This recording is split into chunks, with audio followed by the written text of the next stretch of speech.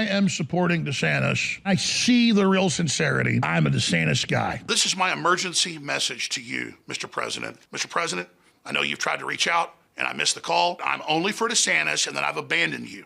That's not true. It's the contrary. Alex Jones may not be as sneaky as he thought. The InfoWars host is accused of hiding millions in an effort to avoid paying the Sandy Hook families he defamed. And if the judge agrees, Jones may have to give up his companies. Welcome into TYT's Overruled. I'm legal analyst Adrienne Lawrence. Alex Jones is allegedly hiding and moving assets to the tune of at least $62 million in an effort to evade paying up for his defamatory antics. That's according to the families of victims of the Sandy Hook Elementary School shooting. If you recall, Jones was hit with several lawsuits for claiming that the Sandy Hook shooting was a farce, and subsequently he filed InfoWars and his other companies for bankruptcy. So far, Jones has been ordered to pay at least $50 million in the resolution of one of those lawsuits. In their bankruptcy court filing, the families are arguing that Jones's company, InfoWars, is not bankrupt, despite his contentions. Per NBC News, since the Sandy Hook families filed their lawsuits, the debtor has systematically transferred millions of dollars to Alex Jones and his relatives and insider entities.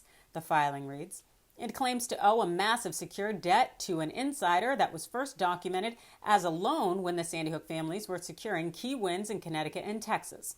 But no records show that an actual debt existed before the Sandy Hook families sued. The families have asked a federal judge to appoint a committee to investigate Jones and his companies, and to order that Jones must relinquish control of Free Speech Systems. That's the parent company of Jones's many media companies, including InfoWars. Per the families, Free Speech Systems is not broke either. The filing states that Jones has claimed that Free Speech Systems owes an enormous debt of more than $50 million to PQPR Holdings, a company owned by Jones's parents. But according to the filing, 72% of the payments to PQPR go to Jones and his family, and Jones's claim of bankruptcy are a centerpiece of Jones's plan to avoid compensating the Sandy Hook families. Clearly, Jones is using corporate structure to pretend that he and his companies have no assets, or are judgment-proof, shall we say. As he's now facing strong defamation lawsuit judgments, the conspiracy theorist knew that he was going to be found liable, and this is allegedly what he did, as recounted by the New York Times. Late last year, shortly before Mr. Jones lost all 4 Sandy Hook lawsuits by default after refusing to submit business records and testimony ordered by the court, he began transferring up to $11,000 per day and up to 80% of InfoWars sales revenues to PQPR, the family's filing said.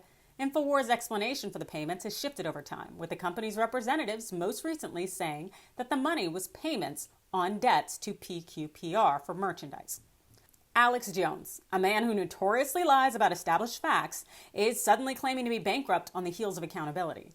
I don't believe he's broke, and the Sandy Hook families are wise for not believing he's broke either.